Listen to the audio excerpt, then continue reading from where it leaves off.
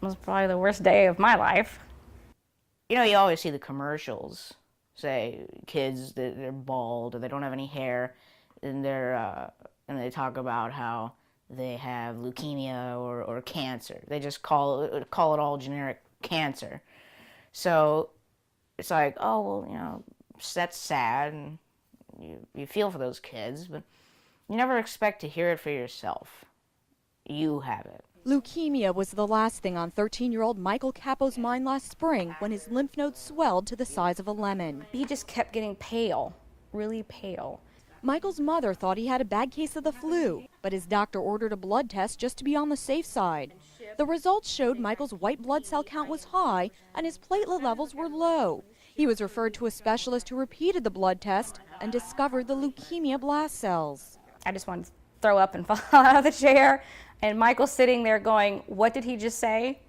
What does this mean? Within hours, Michael was admitted to the hospital. The very first thing they did was a spinal lumbar puncture with chemotherapy. And they also did the bone marrow aspiration to check how bad the leukemia was inside the bone marrow. And when those results came back, it was 89% leukemia cells versus the healthy cells that you'd rather have in your bone marrow.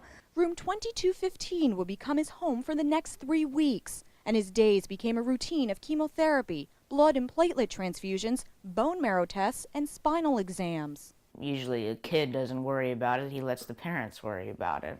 But I was a little worried. I was like, well, there's lymph nodes swelling, and they're always looking at me like that. So, you know, it kind of worries you because you're thinking, oh, well, this must be something bad going on. And then, but they try to tell me, oh, don't worry about it. But that doesn't always help. To try to help out, his stepfather's company, GeoCare, held a blood drive, and nearly 50 people donated blood, and about 15 joined the National Bone Marrow Registry. Thank you, thank you, thank you, thank you. Because without it, he would be very, very sick. And the platelets too, because his platelet levels have dropped down to like 25. And so any little cut, I don't even let him open an envelope. Don't open an envelope. Don't play with the butter knife. Don't do anything sharp.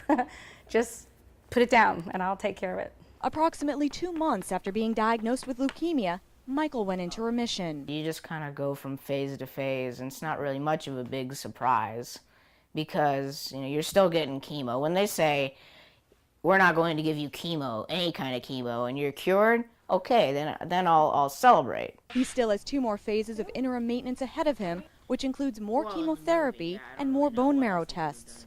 Between the blood and the platelets and stem cells and everything, I'm just grateful that we have this technology, whereas even 20 years ago, his chances of survival were very minimal.